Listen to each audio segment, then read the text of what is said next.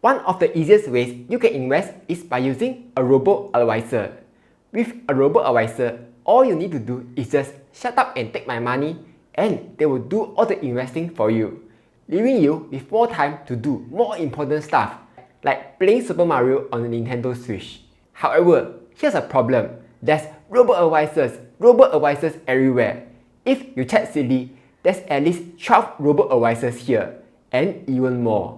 Each robo-advisor has a different investing style, different holdings, different fees, and different amounts. How to choose? That's why in this video, I want to compare between the robo-advisors to see what are the differences.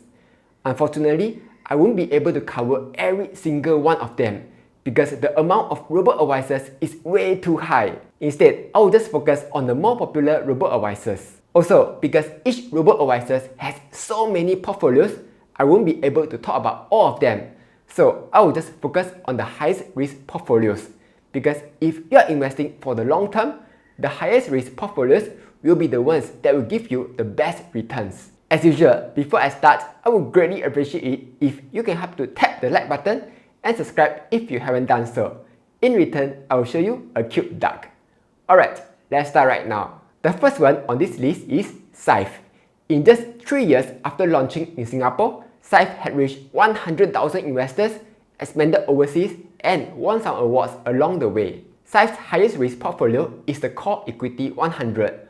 On their website, Syfe mentioned that this portfolio invests in 1,500 plus top global stocks. Yes, it's true that this portfolio has so many stocks, but to put it more accurately, it's not 1,500 individual stocks.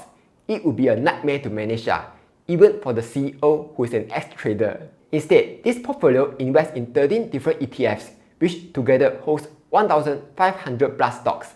A huge part of the holdings is in US, with China being only 18% of the portfolio. The entire portfolio is in 100% equity, so there's totally no bonds in the portfolio. For the investment strategy, Syfe uses something called Smart Beta, where it tilts towards factors like growth and value, volatility, size, and country to generate better risk-adjusted returns. Syfe only lets you invest cash, and there's no minimum investment amount, so you can even start with just $1. For the fees, they charge anywhere from 0.35% all the way to 0.65%, depending on the investment amount. Okay, here's what I like about Syfe. You can invest either through the website or through the app, so that's super convenient. There's no minimum investment, and their management fees are actually quite low. Then here's what I don't like. Currently, you can only invest using cash. But according to their FAQ from 2 years ago, they are working on the SRS feature. So hopefully it will come out soon, yeah? Next, Endowus. Just this year, Endowus had surpassed $2 billion in assets under management, and even acquired a Hong Kong-based wealth manager in order to expand to Hong Kong. Endowus' highest risk portfolio is the Endowus flagship with 100% equities. And here's where Endowus is doing differently compared to most other robo-advisors. Instead of investing in the usual ETFs, the holdings are funds from Dimensional and Amundi, which are very reputable funds. For example, the Dimensional investment approach is based on economic theory, backed by decades of empirical research. As a result, they tend to outperform normal index funds.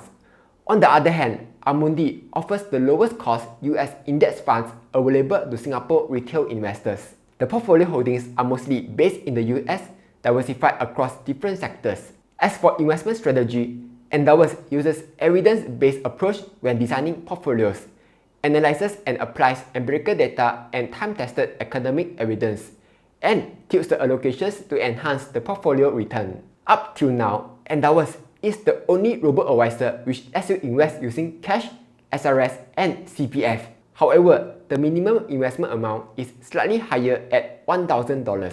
For pricing, if you are investing CPF or SRS, it will be a flat 0.4% fee, whereas for cash, it will be between 0.25% to 0.6%, depending on your investment amount.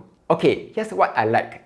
Endowus lets you invest via the website and the app, which is quite convenient. The funds are from reputable fund managers, which otherwise are only available to institutional investors. And best of all, they let you invest not just with cash, but also with your CPF and SRS. As for the downside, due to regulatory restrictions, you need to be at least 21 years old to invest through Endowus, while most of the other robo-advisors only needs you to be 18 years old and above. Quick pause, let me share a quick message from this video's sponsor, Webull. This month, Webull has further improved the sign-up bonus to $130 worth of free Tesla shares. All you'll need to do is deposit at least 2,000 SGD into Webull, make one buy trade on either US stocks or US ETFs, make another buy trade on US option, while maintaining a 2,000 SGD net account value for that 30 days, and you will receive all your rewards. So if you are interested, you can sign up with my link down below. With that being said, let's get back to the video. Next robo-advisor, StashAway. In 2021, StashAway crossed $1 billion USD in assets under management and had gotten some awards and fundings along the way. StashAway's highest risk portfolio is the general investing portfolio, set to 36% risk level. This 36% means that this portfolio has a 99% chance of not losing more than 36% in a year. For the holdings, instead of 100% equities like all the previous robo-advisors, this portfolio only has 64% in equities, and the rest are spread among REITs, commodities, government bonds, and cash. One notable thing I have to point out here is that even though they have international equities, they barely have any holdings in China. That's because earlier this year, they had decided to reduce their China allocation to avoid sanction risks. StashAway uses something called Economic Regime-Based Asset Allocation, or ERAA.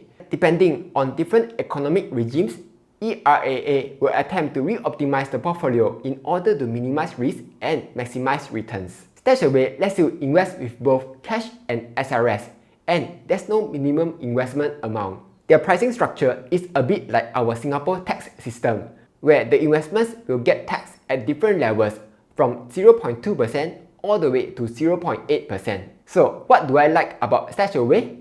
They let you invest via the website and the app. There's no minimum investment amount, and they also let you invest your SRS money. What I don't like, due to their ERAA strategy, StashAway may have to re-optimize their portfolio every now and then. But that's just me, yeah. I'm not saying that this is a bad feature. This is just their investment strategy, which you will need to take note of if you're investing through them. Next, MoneyOwl. MoneyOwl started out as a joint venture between Endowus Enterprise and Provident. Currently, they are offering insurance, investment, and a will writing service. Their highest risk portfolio is a dimensional equity portfolio. Yes, their funds are also from dimensional. This portfolio consists of just two funds, 88% in Global Core Equity Fund, which focuses on the developed market, and 12% in Emerging Large Cap Core Equity Fund. With just these two funds, they are already investing in over 9,000 companies, spread across different countries and different sectors. Their investment strategy is super straightforward. They just want to focus on investing in the broad market over the long term with as little fees as possible. So simple! MoneyOwl lets you invest with both cash and SRS. For minimum investment, you can either invest with as little as $50 per month or $100 one-off. The pricing is also very simple. If you invest up to $100,000, it will be 0.6%. Anything more than that, it is 0.5%. So what do I like about MoneyOwl? 1. They let you invest with both cash and SRS. And 2. The funds are reputable dimensional funds. As for what I don't like, I've only one complaint, and that is they don't have a mobile app. So you have to just use the website to invest. But this is just a small issue because obviously you won't be logging in every other day to invest, right? The next robo-advisor is DBS digiPortfolio. And yes, this is a robo-advisor by the bank. Their highest risk portfolio is a global portfolio at risk level 4, which they call Fast and Furious. For the holdings, they have 80% in equities, 16% in fixed income, and the remaining 4% in cash, which in case you're wondering, the cash portion is there to take advantage of market opportunities and to cover the annual management fee. Their investment objective is to try to achieve the best possible return over a 3 to 5 year investment cycle while doing risk management. They do this by adjusting the weights in either bonds or equities depending on their view on the market. So, for example, if they believe that equities will outperform bonds now, they will increase the weight in equities and decrease the weight in bonds. DBS digiPortfolio only lets you invest using cash, and you will need to start with a minimum of 1000 USD. Yes, it's in USD, which will make sense because all the holdings are all USD denominated ETFs. They charge a fixed fee of 0.75% per annum, which is slightly higher than non-bank robo-advisors. But with that higher fee, you get a bank level of expertise, bank-grade security, and more convenience. So the higher fee is well justified. Okay, here's what I like. First, as long as you have a DBS account, you can access the digiPortfolio right within the website or the app itself, which is super convenient. Second, by investing in their portfolio, you fulfill an additional category in the DBS multiplier, which lets you earn an extra 0.3% to 1.4% of interest. There are two downsides here. First, there's no regular savings plan available, so you have to manually invest yourself. And two, the portfolio info is a little lacking, like it would have been better if they can show more info, like what's the country breakdown, sector breakdown, and so on. Next, OCBC Robo-Invest. Now, this robo-advisor is a bit special because it's a collaboration between OCBC and We Invest. Their highest risk portfolio is called the aggressive portfolio. Similarly, the holdings are all in low-cost ETF. 68% of it is in equity, 14% in fixed income, 14% in commodities, and the remaining 3.8% in cash. I can't really find what's the strategy used here. All I could find was that the portfolios are actively monitored and regularly rebalanced using a proprietary optimization algorithm. But if I had to guess, it would be similar to all the other robo-advisors, and that is periodic rebalancing to get the best possible result in different market conditions. Similarly, OCBC Robo-Invest only lets you invest using cash. And the good thing is that you can start out with as low as 100 USD. Yes, it is in USD again. So you will need to convert your SGD to USD before you can invest. As for pricing, they charge a flat 0.88% management fee, which is definitely not the cheapest in the market. But again, with higher pricing comes the usual bank benefits like security and expertise. There are a few things I like about them. First, you can access Robo-Invest via both the OCBC website and the app. Second, the $100 minimum investment amount is really low. But here's a benefit which no other robo-advisor has. And that is, rather than automatically rebalancing a portfolio for you, this robo-advisor will let you decide if you want to accept the rebalancing or not. So you actually have more control over your portfolio. What I don't like, similar to DBS, their UI is a little lacking. Currently, it just shows the portfolio breakdown and that's it. It would have been better if I could see additional info like what's the portfolio's past performance or the countries and sectors breakdown. Last but not least, we have UOBAM Robo-Invest. They are actually one of the latest ones to the robo-advisor game. But better late than never, yeah? The highest risk portfolio is the very aggressive portfolio. 98% of this portfolio is in equities and the remaining 2% in cash. One very interesting thing is that this portfolio is very focused on the US. You have 58% in S&P 500 ETF, 10% in US mid-cap stocks, 10% in US REITs, and the remaining 20% focused on Japan. Their investment strategy involves taking into consideration any unusual market events, then try to maximize your returns based on your risk profile and investment horizon. The glide path solution will gradually reduce your risk level as it draws closer to the end of your investment horizon.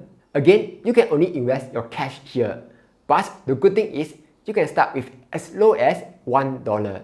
For pricing, they charge between 0.6% to 0.8% depending on the investment amount. Pros: low minimum investment amount. Cons: to use them, you will need to download a separate UOBAM Invest app from the App Store. And similarly, the portfolio info is a little lacking. So those were the 7 robo-advisors. As you can see, each of them are very different. Now, here's the million-dollar question. Which robo-advisor will give you the best long-term returns? Right now, it's hard to tell. because it's hard to compare. Some of them do share their historical performance on their platform. Silly was also able to get the past performance from some of them, but then some people reported seeing a totally different return on their robo-advisors. Investment Mode is also running a robo-advisor performance comparison, but he didn't include any bank robo-advisors. So I figured, why not I get the performance myself? Hence, I've decided to invest my own money into 7 of these robo-advisors so that I can properly compare the performance for you. Hopefully I don't lose money. Then every few months, I will update you guys on the progress. Anyway, that's all for this video. But if you have any other robo-advisors that you want me to compare, do comment down below and let me know. And I will do it if there's enough demand for it, yeah? Like, share and subscribe as I'll be posting new videos every Monday, Wednesday and Friday.